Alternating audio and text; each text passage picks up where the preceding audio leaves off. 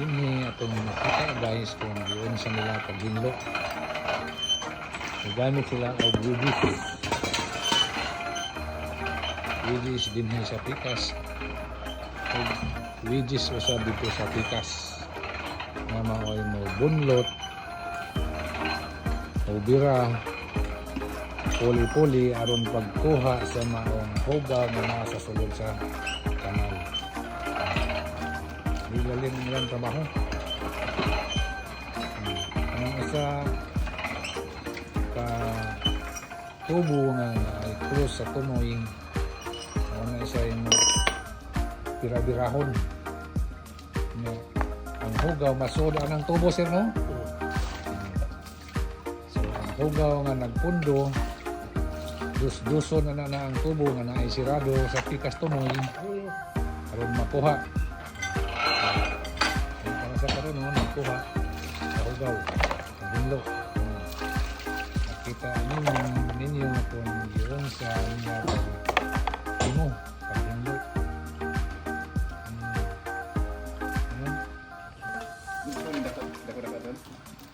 Pili lalim ang ilang ihimo no?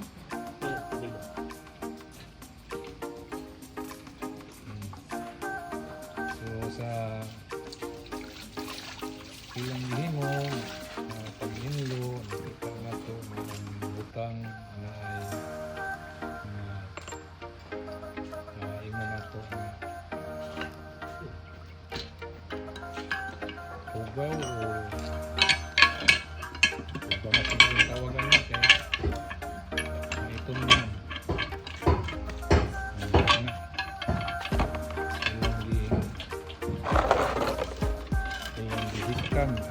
ano nga na niya sir? Cylinder? Mamali mo, handos to lapok. Ano sa'yo mo dos sa lapok? Pinoy.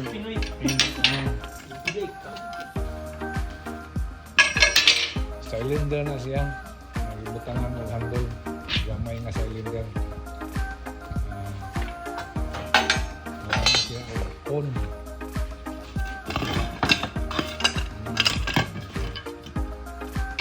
Hagbong na siya yan sa sulod. Birahon sa pikas. Aron nga ang kalanaan open na sa pikas tumoy. Mo'y mudos-dos sa mga yuta nga napundo sa ilalom. Tungod sa mga yuta-yuta nga na habilin sa kalsada, pareha ng mga bato-bato, mga bas-bas. Yung panahon sa uwan kanang mga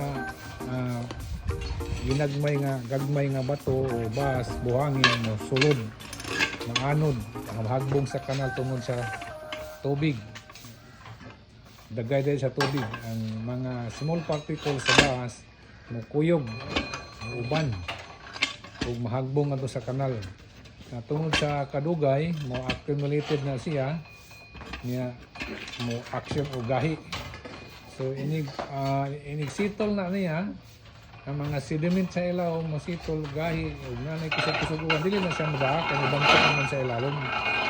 So kinhangan o cleaning system ani gamit karon na weeds nga ilahang ituyok-tuyok aron pag bira sa maong cylinder nga mao modustos aron makuha ang settlement sediment ning gahi ito sa ilalom sa kanal. So, mo ni lang mo sa mga covered kanal